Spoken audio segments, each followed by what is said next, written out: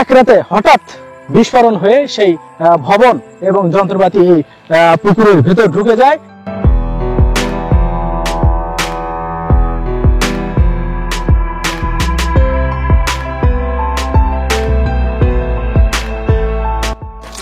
কোনো তেল কেরোসিন ছাড়া শুধু নাড়া দিলে এই মাটির মধ্যে থেকে আগুন বেরোচ্ছে। এখানে আগুন জ্বলছে, আমি কাটি দিয়েছি। আর একটু সামনে যাও। অনেক দর্শনীয় স্থান রয়েছে, তার মধ্যে আশ্চর্যজনক স্থান হলো এই আগুন পাহাড়।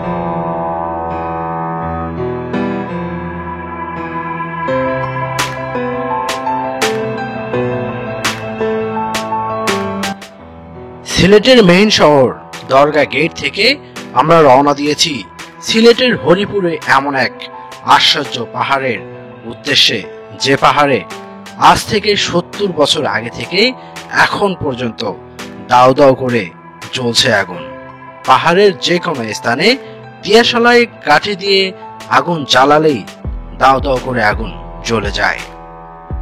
কোনো এক কারণে পাহাড়ের পাশেই একটি পুকুর রয়েছে, যে পুকুরে একটা 3 তলা ভবন বিস্ফোরণ হয়ে পুকুরের ভেতর ডুবে যায়, যার অস্তিত্ব এখনো খুঁজে পাওয়া যায় নাই। চলুন ঘুরে দেখা যাক সেই রহস্যময় পাহাড় এবং পুকুর। ভিডিও শেষ পর্যন্ত দেখতে থাকুন।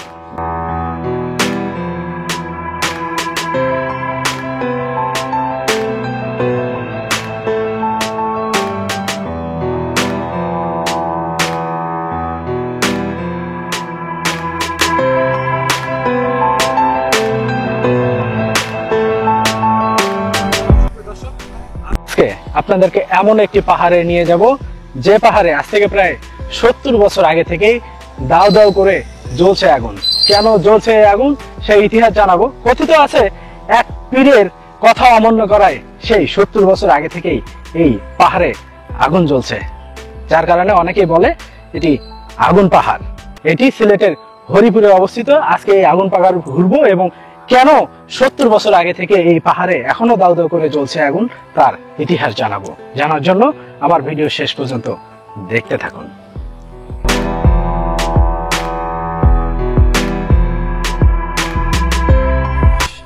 সিলেটের অনেক দর্শনীয় স্থান রয়েছে, তার মধ্যে আশ্চর্যজনক স্থান হলো এই আগুন পাহাড়। সেই 70 বছর আগে থেকে এই পাহাড়ে দাউ দাউ করে জ্বলছে আগুন।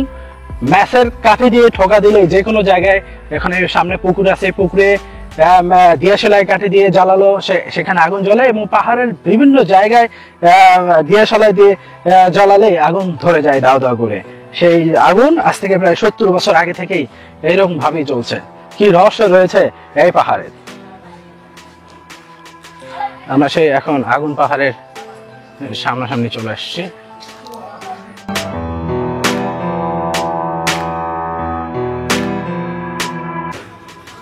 এই সেই পাহাড়, এটাকে আগুন পাহাড় বলে। এই এখানে কি আগুন ধরে পাহাড়ে? হ্যাঁ, একটু দেখাও তো আমারে আগুন ধরে।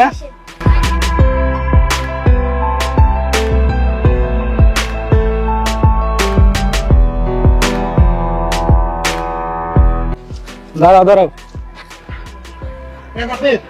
আমরা একটু প্রমাণ করে দেখতে চাই এখানে আসলে আগুন ধরে কিনা। দেখি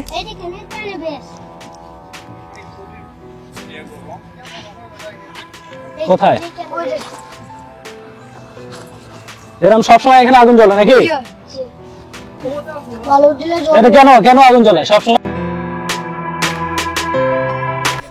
এই আগুন পাহাড়ের আগুন জ্বলার রহস্য উদ্ঘাটনের জন্য আমরা চলে এসেছি এই আগুন পাহাড়ে। আমরা চেষ্টা করবো যে আসলে দিয়াশালাই কাটি এখানে ধরালে আসলে আগুন জ্বলে কিনা। একটু আরো একটু সামনে আসো।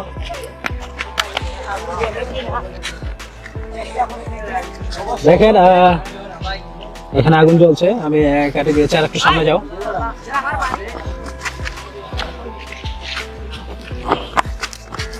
এখানে ঠিক আগুন জ্বলতেছে।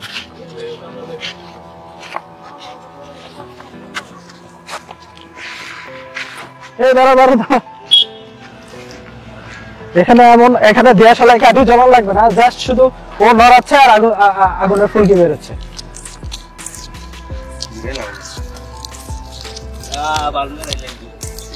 আচ্ছা, আগুনের ফুলকি বেরোচ্ছে।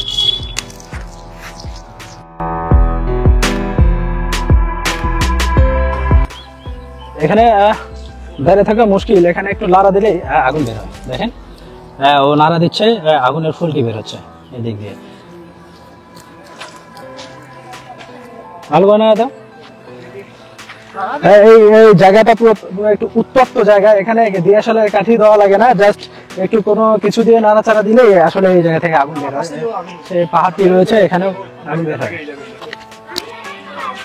হ্যাঁ হ্যাঁ, এখন সেই পাহাড়ের উপরে উঠবো, আগুন পাহাড়ের উপর।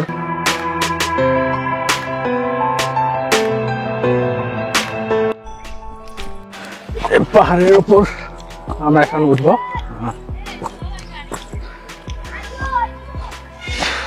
এখানে যেখানে সেখানে দিয়াশালাই দিয়ে আগুন ধরালে আগুন ধরে যায়। পাহাড়টি মোটামুটি বলা যায় উত্তপ্ত, গরম।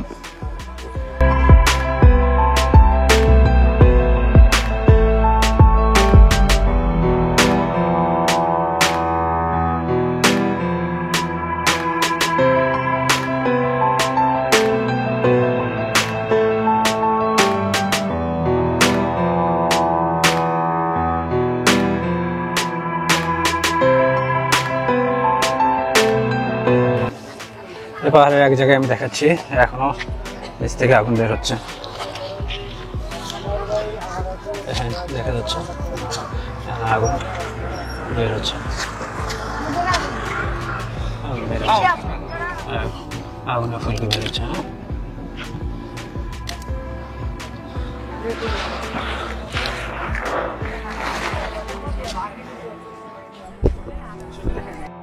কোনো কিছু ছাড়া একটু নাড়া দিলেই উদ্যোগ করে আগুন বের হচ্ছে।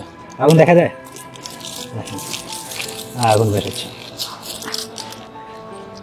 আগুন বের হচ্ছে। এখানে কোনো তেল কেরোসিন ছাড়া শুধু নাড়া দিলে এই মাটির মধ্যে থেকে আগুন বের হচ্ছে। দেখো আগুন বের হচ্ছে, উদ্যোগ করে আগুন বের হচ্ছে। এরকম এই পাহাড়ের সব জায়গায় প্রায় এরকম দিয়াশালের কাঠি দিয়ে ধরাই দিলে আগুন ধরে যায়।